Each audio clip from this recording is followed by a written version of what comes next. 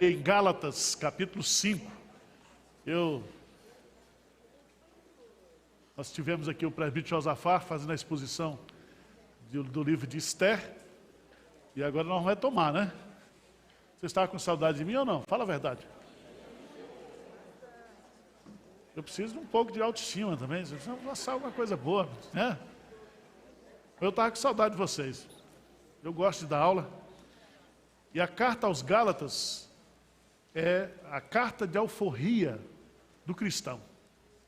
A carta da liberdade cristã.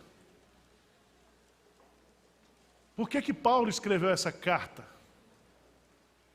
Porque surgiu no meio da igreja os judaizantes.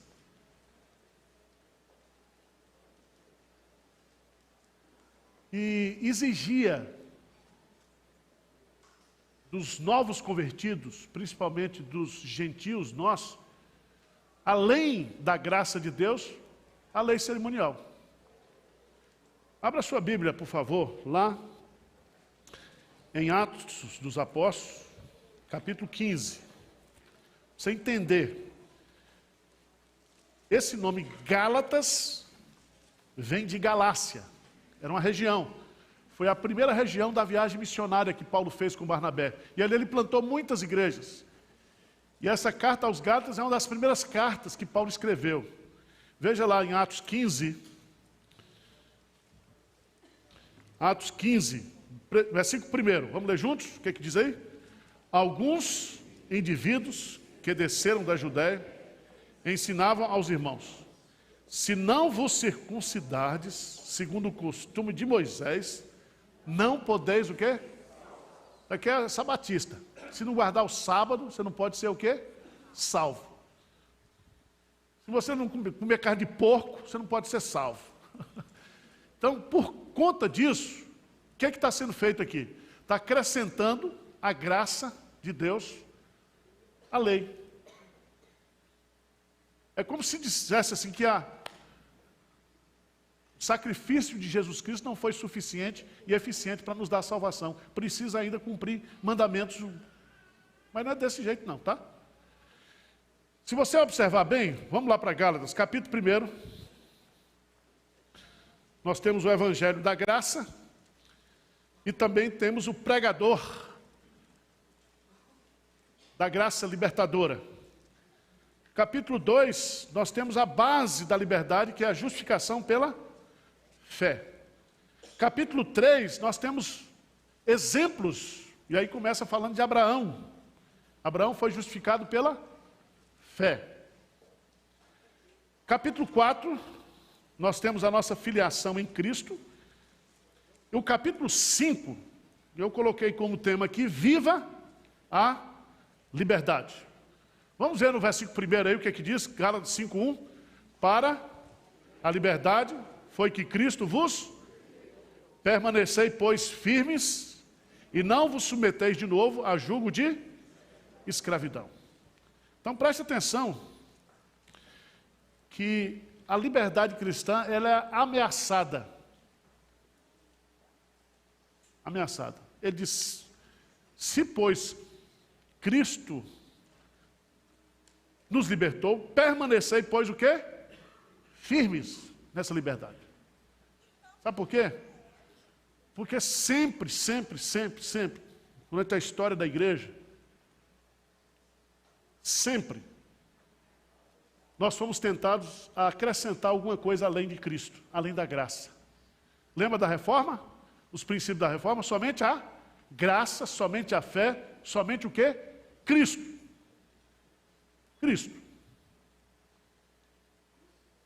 A Igreja Católica, Apostólica Romana, eu vim da Igreja Católica, muitos aqui viram, eles têm um conceito de salvação que se chama sinergismo. O que é sinergismo? É Jesus e mais o quê? As obras, Maria, a intercessão dos santos. Mas nós somos o quê? Monergismo. O que é monergismo? É que a salvação é exclusivamente em Cristo Jesus, pela graça. Tá certo? Então, tem muita gente que diz: pastor Arival, só não pode comer acarajé. Por que irmã acarajé? Não, porque é oferecido aos demônios. Aí eu digo assim, ele tem 30 segundos para sair, senão eu vou dar uma mordida nele.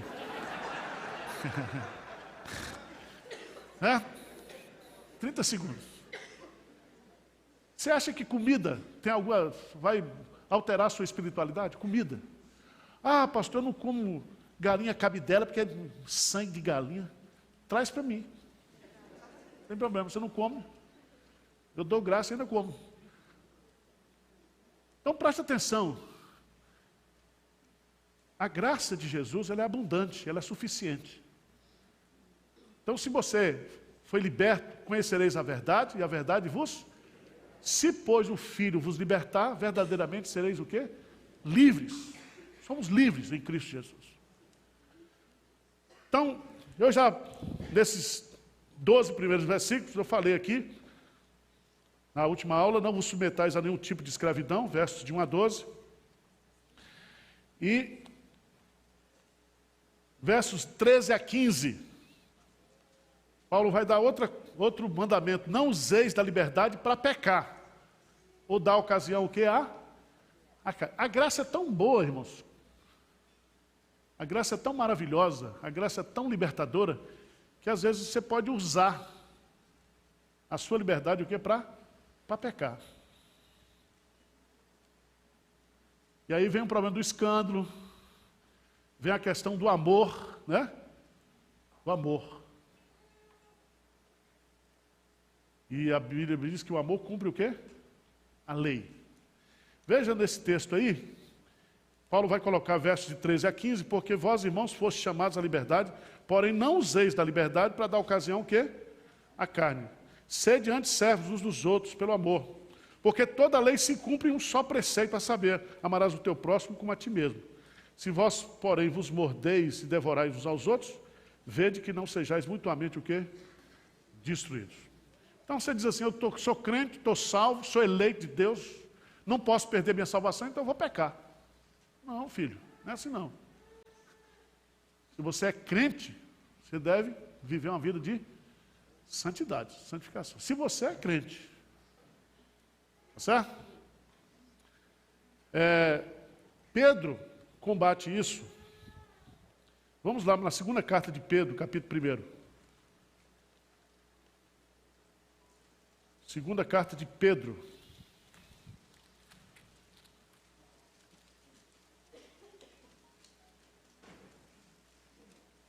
Capítulo 1.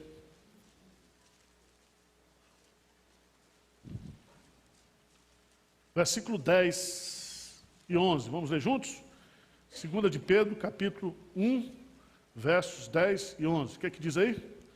Por isso, irmãos, procurai com diligência cada vez maior, confirmar a vossa vocação e eleição, porquanto procedendo assim, não tropeçareis em tempo algum, pois desta maneira é que vos será amplamente suprida a entrada no reino eterno de nosso Senhor e Salvador, Jesus Cristo. Procurai com diligência cada vez maior, confirmar a vossa vocação e eleição. Então você não pode usar a doutrina da eleição para pecar. Se você, de fato, é uma pessoa convertida, você vai confirmar isso através de uma vida de crescimento espiritual. Tá certo? Mas vamos lá. No versículo 2, no capítulo... Vamos hoje expor Gálatas 5, 16 a 26. Vamos lá. Esse é o texto básico da nossa aula. 5,16. Vamos ler juntos?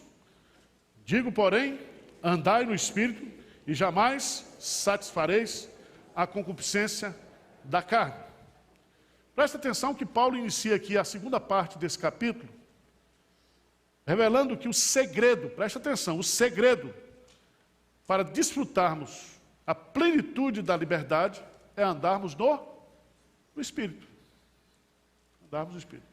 Ou seja, ter uma vida cheia do Espírito Santo é desfrutar da verdadeira o quê? Liberdade cristã. E é tão interessante, esse versículo aí nos ensina 3 verdades que eu queria que você decorasse. Decora isso aí na sua cabeça. Veja, o versículo diz: digo, porém, andai no Espírito e jamais o quê?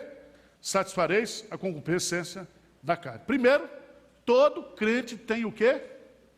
O Espírito Santo. Ninguém pode andar no Espírito sem ter o Espírito, pode?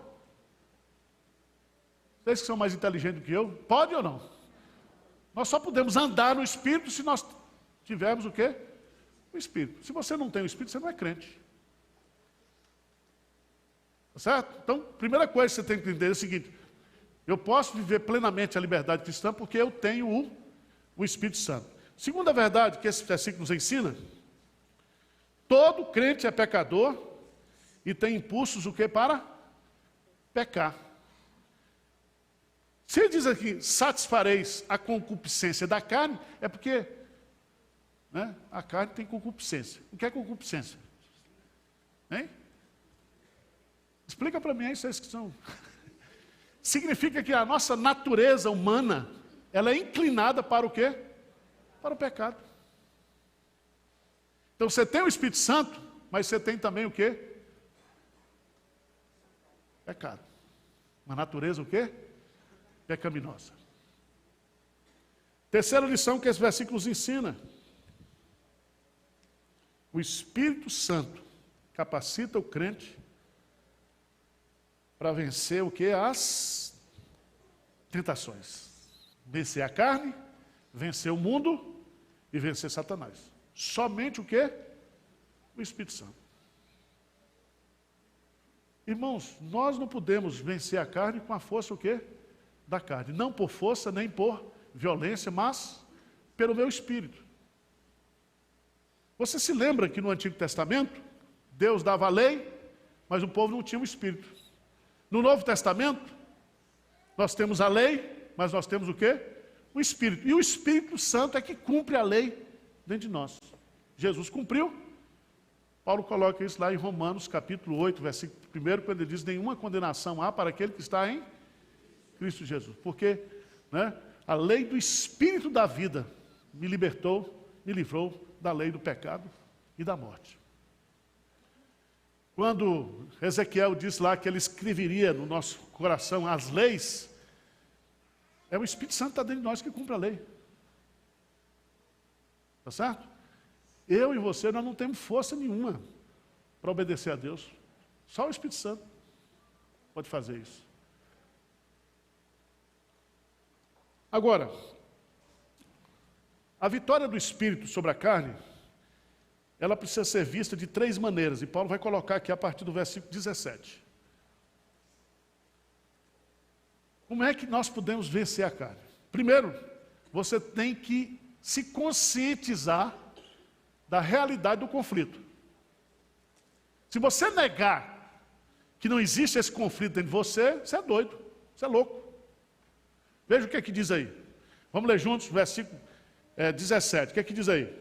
Porque a carne milita contra o Espírito, e o Espírito contra, porque são opostos entre si, para que não façais, porventura, seja do vosso. Então é o seguinte: você foi liberto da condenação do pecado, mas você tem o pecado presente ainda na sua natureza. Você só vai se libertar da presença do pecado na glorificação. Só que você tem o Espírito Santo dentro de você.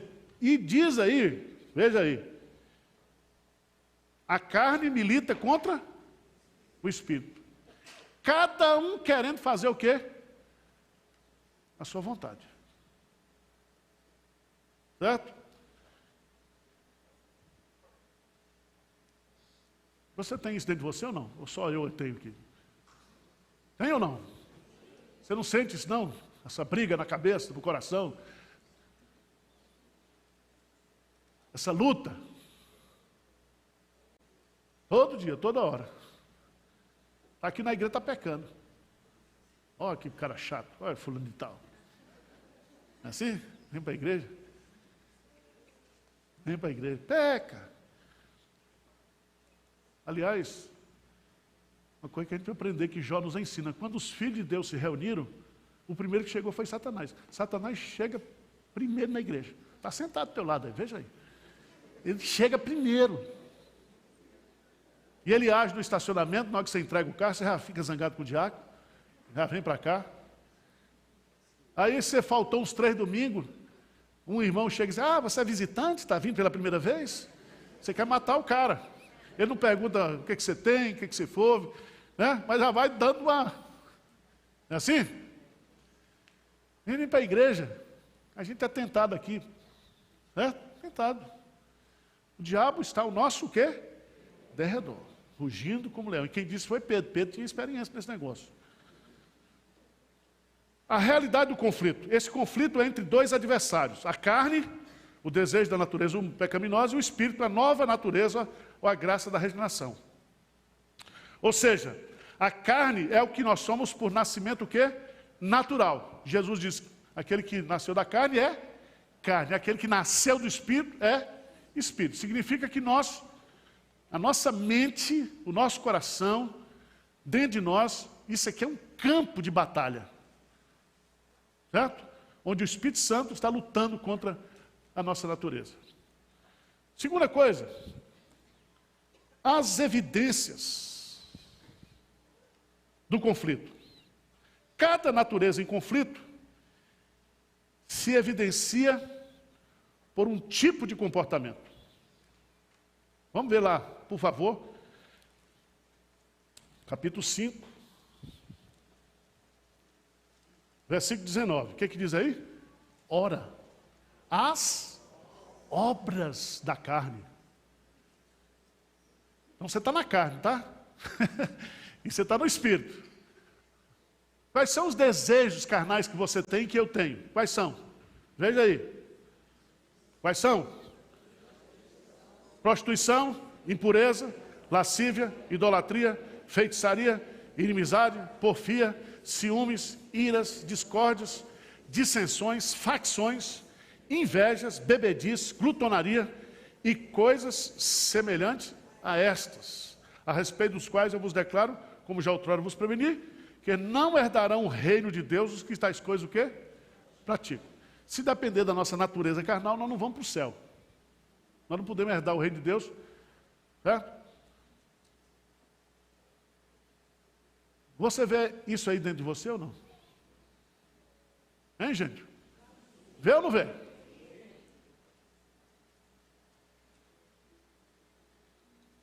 A gente podia estudar cada palavrinha dessa.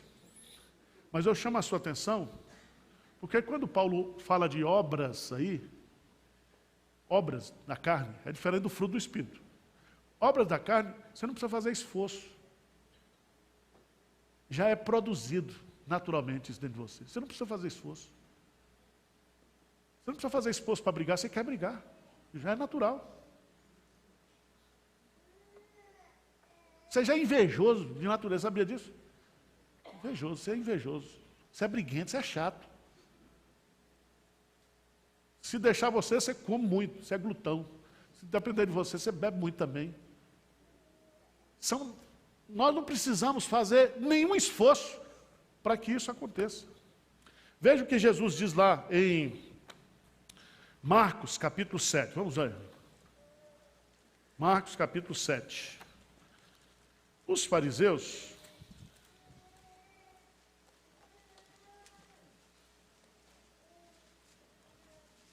Marcos capítulo 7. Versículo 20 a 23. Vamos ler juntos aí. Marcos 7, de 20 a 23. Veja o que Jesus está dizendo aí para mim e para você. O que ele diz aí? E dizia, o que sai do homem, isso é o que o contamina. Porque de dentro do coração dos homens é que procedem os maus desígnios, a prostituição, os furtos, os homicídios, os adultérios, a avareza, as malícias, o dolo, a lascívia, a inveja, a blasfêmia, a soberba, a loucura. Ora, todos esses males vêm o quê? De dentro e contaminam o quê?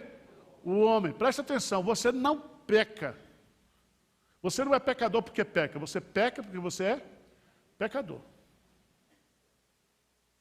E você não precisa fazer nenhum esforço. Jesus está falando isso aqui, sabe por quê? Porque não adianta você querer combater o pecado externamente. A igreja cristã na Idade Média criou os mosteiros, não foi isso? Os mosteiros. Lá em Olinda está cheio de mosteiro. Para afastar o povo, vamos isolar o povo. Só que o pessoal fez túnel. E à noite, os padres pegavam as freiras. Sabia disso, não? Lá em Olinda, cidade antiga, é cheio de túnel. Cheio de túnel. Porque não adianta isolar a pessoa se o pecado está o quê? Dentro dele. Você pode até não pecar por certo, mas, né? O que a Igreja Católica faz, né? Essa questão da sexualidade. Meu irmão, a sexualidade, ela foi feita por Deus para você desfrutar. Plenamente. Dentro dos princípios o quê? De Deus. Se você não usa de acordo com como Deus estabelece, ou sobe para a cabeça ou muda de lado. Vocês estão me entendendo? Ou vira bicha, ou vira pedófilo, sobe para a cabeça, o cara fica doido. Mas Deus deu a sexualidade para ser desfrutada plenamente dentro do casamento, do compromisso. Tá certo? Então não adianta combater o pecado. A mulher sem vergonha põe uma roupinha até aqui em cima, assim. Tem que cantar da cabeça. Tá certo?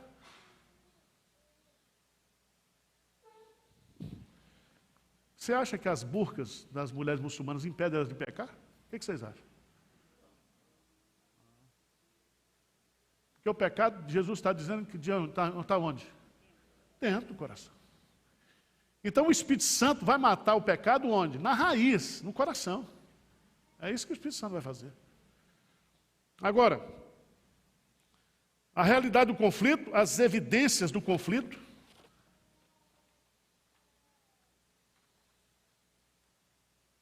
As evidências. Aí tem 15 pecados descritos. 15. Não sei se você contou as obras da carne. Primeiro, vida sexual. Prostituição, impureza e lascívia. Depois, religião. Idolatria e feitiçaria. Depois, relacionamento humano. Inimizades, porfias, ciúmes, iras, discórdia, dissensões, facções e inveja. Quarto, alimentação. Bebedice e glutonaria. Em outras palavras, no grego, farras ou orgias. Orgias. Mas, qual é o querer ou a vontade do Espírito? Vamos ver lá. O que diz lá? Agora, o fruto do Espírito é, o que é? Hein? O fruto do Espírito é amor. Veja que as obras estão no plural, mas o fruto está no singular. Faz alguma diferença para vocês?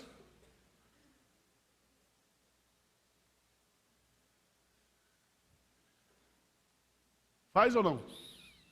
Muda para você o conceito? As obras da carne são, o fruto do Espírito é. Quem gosta de abacaxi aqui? Todo mundo gosta. Depois de uma feijoada, né? O abacaxi ajuda para limpar. O abacaxi é uma fruta essência. Ela é uma fruta só, mas ela é formada de várias frutas. O fruto do Espírito, você não pode ser uma pessoa alegre e não ser uma pessoa que tem autodomínio, porque o fruto é completo.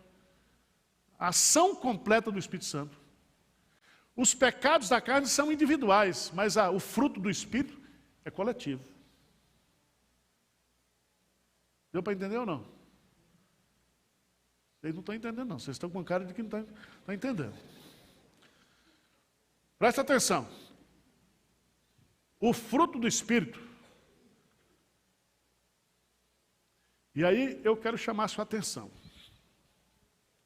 As obras da carne. Quem é que produz as obras? A carne.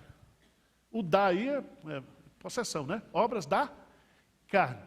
Quando você fala o fruto do Espírito, é algo que é produzido pelo Espírito. Você não tem condição de produzir o quê? Naturalmente. Deu para entender?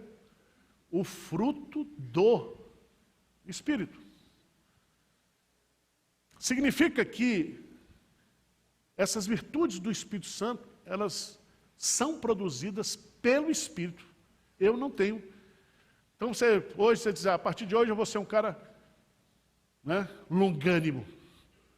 Você não é longânimo. As obras da carne são, né? Quem vai produzir longanimidade em você? O Espírito. Você é um crente raivoso, irascível, zangado, né? Quem é que vai produzir alegria, contentamento no seu coração? Deus. Paulo diz, aprendi a viver contente em toda... Ele aprendeu a viver. Ele não nasceu sabendo viver contente. Mas ele diz assim, tudo posso naquele que me fortalece. Eu posso viver contente porque o Espírito Santo vai me fortalecer para viver contente. Mas que é fácil, não. Preste atenção. Você observa aqui que o querer ou a vontade do Espírito Santo, mas o fruto do Espírito Santo é o amor, alegria, paz, longanimidade, benignidade, bondade, fidelidade, mansidão, domínio próprio. Contra essas coisas, o que não há lei. Então veja bem, dentro de mim e de você tem esse conflito. O Espírito Santo querendo produzir o fruto e a minha natureza dizendo para eu fazer outra coisa. É duro ou não é? E Paulo chega a dizer assim, o bem que eu quero fazer, conscientemente isso eu não faço. Mas o mal que eu não quero fazer, esse eu faço. Dr. Billy Graham, tratando dessa matéria, no livro dele, A Vida Cheia do Espírito Santo, ele compara isso aqui a um esquimó que botava cachorro para brigar. E o esquimó fazia o seguinte, todo cachorro que ele apostava, ganhava. Aí perguntaram, mas por que todo cachorro que você aposta ganha? Porque durante a semana, ele suspendia a alimentação do cachorro que ia ser derrotado e alimentava o quê? Aquele que ia o quê? Vencer. Então preste atenção. Dependendo do que a gente alimenta, existe um princípio espiritual, que está aí em Gálatas. Tudo que o homem semear, ele vai o quê? Colher. É um princípio espiritual, do mundo espiritual. Se você semeia na carne, você vai o quê? Colher carne. Mas se você semeia no Espírito, você vai colher no Espírito. Vamos ver aqui alguns detalhes, algumas lições importantes sobre essa figura do Espírito. O fruto do Espírito indica que ele é produzido de forma sobrenatural e que ele se desenvolve de forma contínua. E ele é produzido para ser o quê? Experimentado. Como é que nasce um fruto? Primeiro começa o quê? O fruto, para virar fruto. Vira o quê? Primeiro, uma flor. Depois vem um frutinho verdinho, não é isso? Isso significa que o desenvolvimento do fruto do Espírito Santo é assim na vida da gente. Quando você começa a ficar bom, aí você morre. Vai para o céu. Por isso que os velhos estão tudo cheios de Espírito Santo. Velho crente.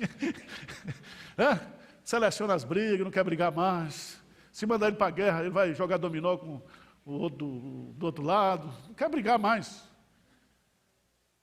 O novo não, o novo quer chegar lá, matar, tirar. Não, o velho não, vamos jogar dominó aqui, tomar uma cerveja. Pega aí, senta aqui, vai brigar para quê? Você vai entender o seguinte, que o crescimento, o desenvolvimento do fruto, ele é um processo. Então tenha paciência com você mesmo. Você está lutando com um pecado na sua vida, porfia. Certo? Então vamos supor que você começa a orar e tal, aí diminui 50% as brigas. Já está bom, tá não? Aí você tem mais 50% para matar. Mas vai devagar. A gente não tem essa vitória assim, né? Tem ou não tem? Glutonaria. Você gosta de doce. Você começa a odiar doce de uma hora para outra? Esse doce de festa de casamento? cocada, pudim, como é que faz um negócio desse? Glutonaria. Certo? Glutonaria, você tem que fazer uma mudança de hábito. É até interessante, você vai no endócrino, o cara tem 120 quilos, diz, você precisa mudar de hábito. Já viu isso? Mudar de hábito, não sei o quê, papapá, o cara... O Espírito Santo, então, ele é importante. Por que usou fruto? Porque ele é produzido de forma sobrenatural e vai se desenvolvendo na sua vida. Abra a sua Bíblia, por favor, lá em 2 Coríntios, capítulo 3. Por isso que os teólogos dizem que a santificação ela é um processo. A justificação é um ato, a regeneração. Mas a santificação é um processo. Por isso que a Bíblia fala que nós devemos crescer em santificação. Deu para entender? Quer dizer, o fruto do Espírito ele é desenvolvido pelo Espírito Santo na vida da gente. Vamos lá, por favor. 2 Coríntios, capítulo 3, versículo 17. Vamos ler juntos? E 18, vamos lá? Ora, o Senhor é o Espírito. E onde está o Espírito do Senhor? Aí há liberdade. E todos nós, com o rosto desvendado, contemplando como por espelho a glória do Senhor, somos transformados de glória em glória na sua própria imagem, como pelo Senhor, o Espírito Santo. Você está num processo de santificação. Deu para entender aí? Por isso que Paulo, vamos lá para Filipenses, capítulo 3.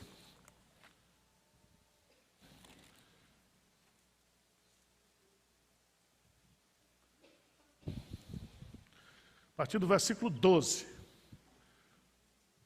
O que Paulo vai dizer aí? E é Paulo que está dizendo, não é qualquer crentinho pé de chulé, não. É ele que está dizendo. Ele diz assim, não, 3,12, que eu tenha já recebido ou tenha já obtido o quê? A perfeição. Mas prossigo para conquistar aquilo para o que também fui o quê? Conquistado por Cristo Jesus. Irmãos, quanto a mim não julgo haver alcançado, mas uma coisa faço. O que você faz? Esquecendo das coisas que para trás ficam e avançando para as que diante de mim estão. Prossigo para o alvo, para o prêmio da soberana vocação de Deus em Cristo Jesus. Então é o seguinte, nós estamos num processo de santificação. A gente peca, aí o que você tem que fazer? Se arrepender e esquecer aquilo. Nós temos que avançar. Na vida cristã não importa se a gente vai chegar em primeiro lugar, segundo, o negócio é a gente chegar. É ou não é?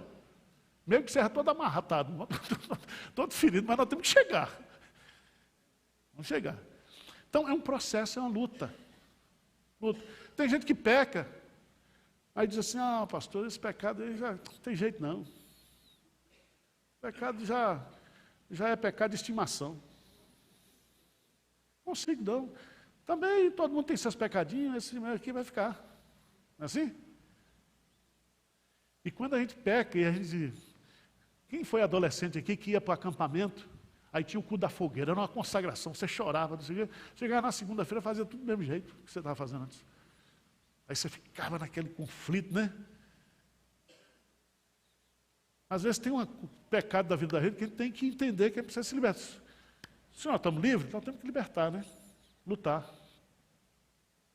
Cada um aqui tem o seu calcanhar de Aquiles. Segunda coisa importante sobre o fruto do Espírito indica que ele é produzido de forma o quê? Sobrenatural, é do Espírito. Segunda coisa importante, o fruto do Espírito é uma infrutescência, ou seja, um fruto composto. Eu botei aqui como abacaxi ou a jaca. Então, presta atenção, quando diz assim, o fruto do Espírito é, aí você lê essas virtudes, você diz, não, eu já tenho 5 dessa aqui. Não, não é assim não. Ou você tem tudo, ou você tem nada. É desse jeito. O Espírito Santo só trabalhou na minha alegria, na minha longanimidade, não. Não, não é assim não, filho. Quando o Espírito Santo age completamente. Você diz agora que você é cheio do Espírito Santo, mas você não leva desaforo para casa, do jeito que vai e volta. Aí, meu filho, não tem Espírito Santo nenhum aí. Você já notou que a gente tem umas coisas que a gente não tem facilidade na vida, né? Cada um aqui tem um ponto, né? Um calcanhar de Aquiles. Por exemplo, eu nunca gostei de pornografia. Não gosto de jeito nenhum. Nem quando era adolescente. Então, vem esses negócios para mim, eu gosto de negócio ao vivo. Gosto de pornografia, sou doente. Agora, tem gente que não pode ver o negócio de pornografia. E agora, na internet vem, né? Outro dia, me botaram num grupo aí, homens acima de 50, procura mulheres acima de 50. Eu falei, Deus me livre. Tive que deletar lá para poder achar o negócio para deletar. O pecado, você não vai atrás, vem atrás de você, não é isso? E cada mulher feia. Parece uva passas, passou. Né? Eu também estou passado, mas também não vamos jogar fora assim também, né? Sou casado com uma mulher bonita, estou satisfeito, não estou com problema nenhum de arrumar ninguém. Preste atenção, meu irmão. Não é uma opção o fruto do Espírito. Ou você tem o fruto, ou você não tem. Ou o Espírito Santo está produzindo isso em você, ou não está. A ação do Espírito Santo ela é completa. Terceiro lugar, o fruto do Espírito é composto por 9 partes. Amor, alegria e paz. Essas 3 coisas estão relacionadas a Deus. Longanimidade, benignidade, bondade, relacionada ao próximo. Fidelidade, mansidão e domínio próprio, relacionado com a própria pessoa. Então, o fruto do Espírito Santo é para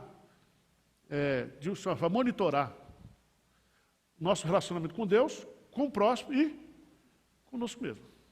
Então, a obra do Espírito é completa na nossa vida. Vocês estão entendendo ou não? Se você é uma pessoa que consigo mesmo, você tem fidelidade, mansidão, domínio próprio, isso vai afetar o seu relacionamento com Deus e também com o próximo. Deu para entender, gente? Não posso prosseguir, né? Observamos que o resultado deste conflito é que cada adversário quer impor a sua vontade. A carne quer impor a sua vontade e o espírito quer o quê? Impor a sua vontade. Agora, qual é a solução para o conflito? Vamos lá? Qual é a solução? Nós temos a realidade, nós temos a evidência do conflito, e agora como é que a gente solucionar esse conflito? O que é que Paulo sugere aí? Qual é a prescrição bíblica? Veja no versículo 18, o que é que diz aí? O que é que diz? Mas, se sois guiados pelo Espírito, não estáis sobre a lei. Então, você tem o Espírito, você deve andar no Espírito, e você deve ser o quê? Guiado pelo Espírito. Certo? Essa expressão é muito importante, porque viver sob a lei, o que Paulo entende sobre viver sob a lei? É tentar vencer o conflito espiritual através da obediência, o quê? Externa. Isso está provado, está falido. Não dá.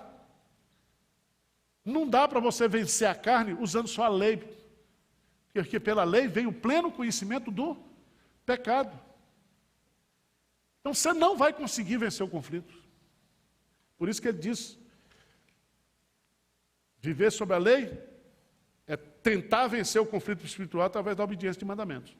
Significa derrota, escravidão, frustração e culpa. O segredo da vitória é ser guiado pelo Espírito, como um filho se submete ao Pai. Vamos lá para Romanos 8, 14, 17. Vamos lá, rapidinho. Romanos 8.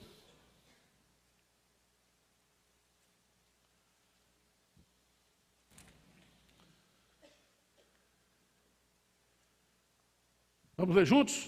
Bem forte. Romanos 8, 14 a 17.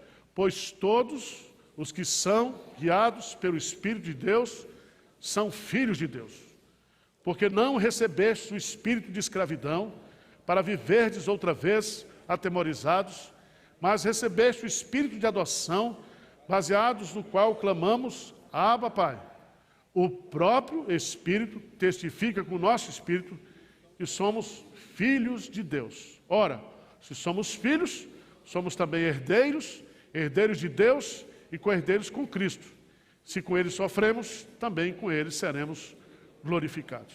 Então, se nós temos o Espírito, nós devemos ser o quê? Conduzidos, guiados por esse Espírito. Quando você estava na macumba, você tinha uma pombagira que dirigia a sua vida. Tinha ou não tinha? O Espírito guia, não tinha lá um negócio assim? Quem é do candomblé sabe. Hein? Cada um tem o seu guia. Certo? Agora, o bom do crente é que ele é guiado pelo Espírito Santo, e se ele tiver filho, vira pai de santo. Sabia? Os nossos filhos são santos, né, Reverendo? Paulo diz, então, pai de santos, né? Você tem filho. Segundo lugar, qual é a solução para o conflito? Ser guiado pelo Espírito Santo.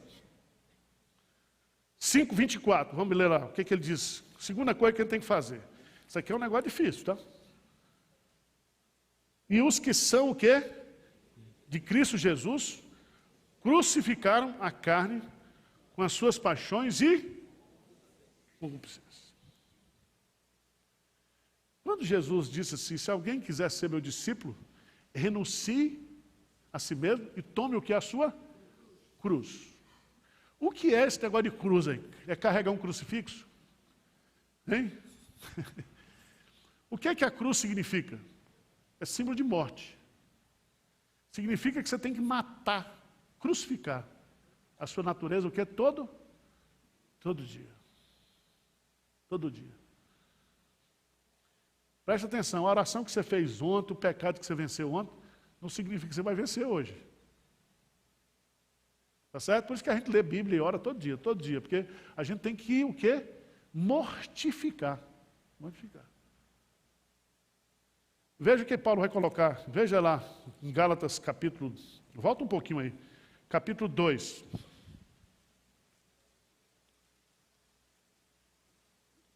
Gálatas capítulo 2, versículo 19, Paulo diz, porque eu mediante a própria lei morri para a lei, a fim de viver para Deus. Estou o quê? Crucificado com Cristo. Vamos ler juntos agora o versículo 20, bem forte. Logo, já não sou eu quem vive, mas Cristo vive em mim.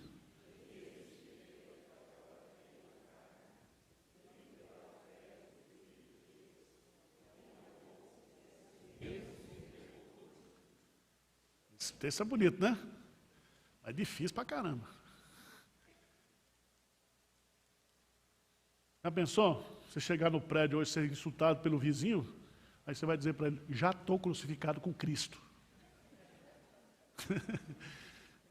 As lutas que você tem aí, recebeu uma cantada aí, você diz, já estou crucificado com Cristo, pronto. Já não sou eu quem vive, mas Cristo o quê? Vive. Lembra daquele livro que a gente leu na adolescência? Em seu lugar, o que faria Jesus? Lembra disso? Quando eu li aquele livro, eu tentei praticar, viu, gente? Mas não consegui, não. Porque, em seu lugar, o que faria Jesus, né? O que faria Jesus? Esse negócio de levar um tapa na cara da outra face. É difícil, é, Léo? Só o que? O Espírito. Está esse pessoal falando aí de pastor que está se suicidando. A minha psicóloga perguntou, o senhor tem tendência para o suicídio? Eu falei, não, para o homicídio. O negócio de suicídio é comigo. É homicídio. Então, o pastor Arival se matou. É mentira, é fake. Agora, se vocês disserem, o pastor Arival matou um presbítero, é verdade. Certo? É verdade. A nossa natureza... Vocês estão... Eu estou falando de coisa real aqui, concreta, né? Então, a gente só consegue mesmo vencer a carne no poder do Espírito. Ser guiado pelo Espírito, crucificar a carne. Tem um livro muito interessante, escrito por John Owen, ele escreveu esse livro e ele fala sobre a mortificação. Veja que essa palavra é uma palavra muito forte. Veja lá em Colossenses, por favor, Colossenses, capítulo 3, versículo 5. Colossenses 3, 5.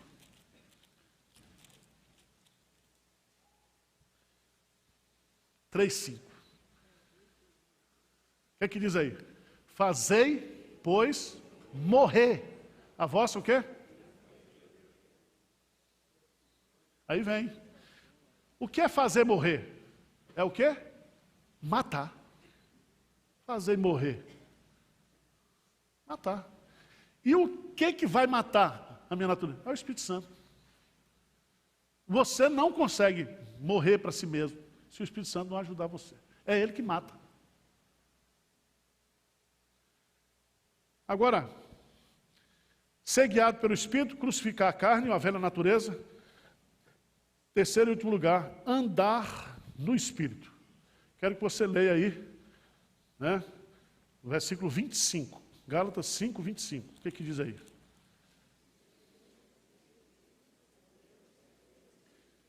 Veja bem, é uma lógica. Se nós estamos vivos espiritualmente, por causa da presença do Espírito Santo em nós, nós devemos fazer o que agora? Andar no Espírito. Se é o Espírito que vivifica, se é o Espírito que dá vida, se é o Espírito que ajuda a matar a natureza, então nós temos que... É fácil isso ou não? Se a origem da nossa vida é o Espírito, devemos permitir que o Espírito conduza os nossos passos. Ser guiado pelo Espírito é uma submissão passiva. Andar no Espírito é uma decisão ativa e proposital. Precisamos tomar a atitude de andar com Deus. E aí Paulo encerra o capítulo dando exemplos práticos de andar no Espírito. O que é andar no Espírito? Versículo 26. Não nos deixemos possuir de vanglória. Provocando uns aos outros, tendo inveja o quê? Uns dos outros. 3 exemplos práticos. Se você anda no Espírito, você não vai praticar isso aí. Certo? Agora, como é que a gente faz para ser cheio do Espírito Santo? Vamos lá para Efésios, capítulo 5.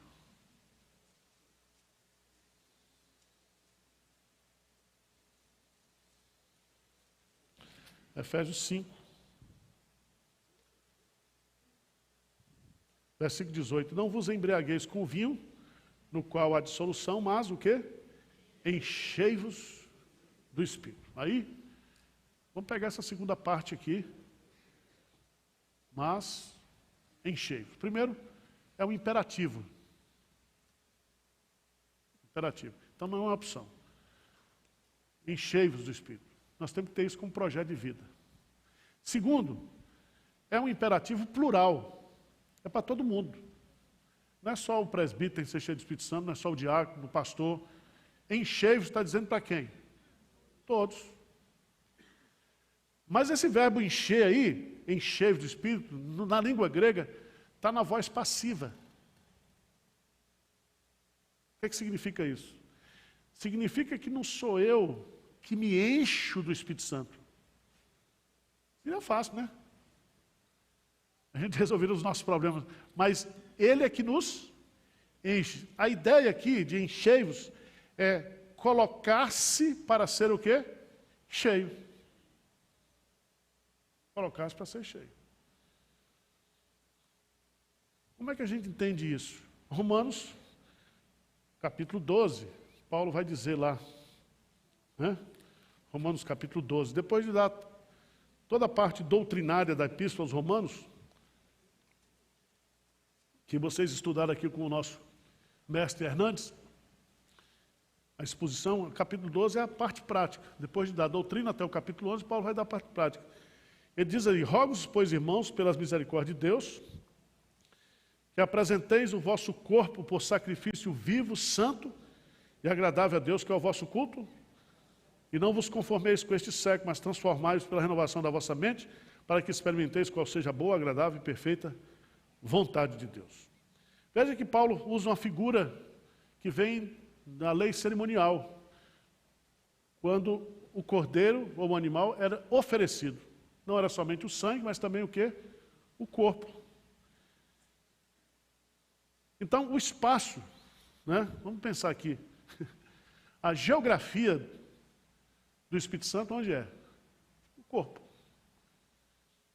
Não sabeis, vós, que o vosso corpo é santuário do Espírito Santo? Está lá em 1 Coríntios capítulo 6. Então, o Espírito Santo habita dentro de nós. Você é um santuário ambulante. Onde você for, o Espírito Santo está lhe acompanhando.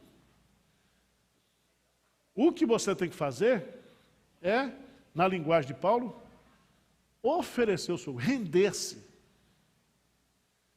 Anular a sua vontade e deixar que o Espírito Santo o quê? Lhe guie, lhe conduza, e que você ande sob a orientação dele, sob o domínio dele. Por isso que falo de encheios. Vamos lá para Marcos, capítulo 11. Eu vou encerrar. Marcos não, Lucas, capítulo 11.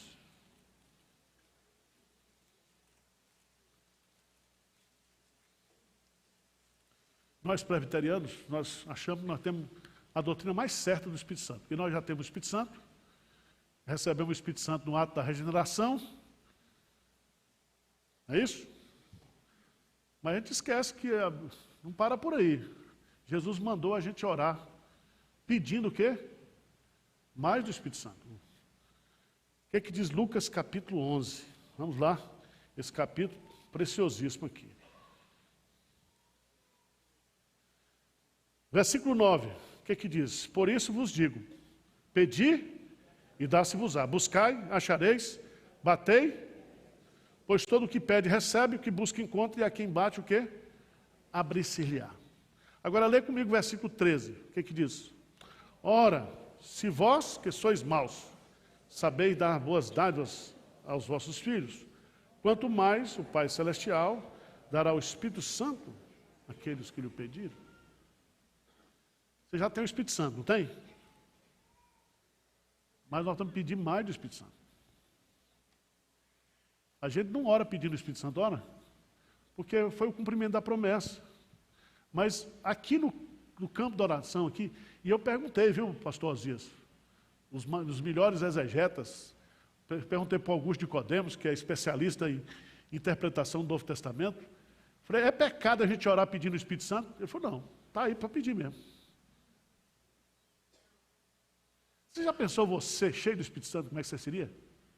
Eu seria quase um Hernandes, príncipe para lá, princesa para cá. Então, pastor Hernandes, ele anda assim entre os querubins, serafins, de vez em quando tem que trazer ele para a terra. Tinha que sabe, né, Tinha? Mas já pensou a sua vida? Os pecados que você tem, se você vencesse, se você fosse cheio do Espírito Santo. Seu casamento ia melhorar, seu relacionamento com os filhos. Eu peço todo dia esse negócio aí. Sua vida seria diferente se você fosse o quê? Cheio do Espírito Santo. Vamos ficar de pé? Vamos terminar a aula orando?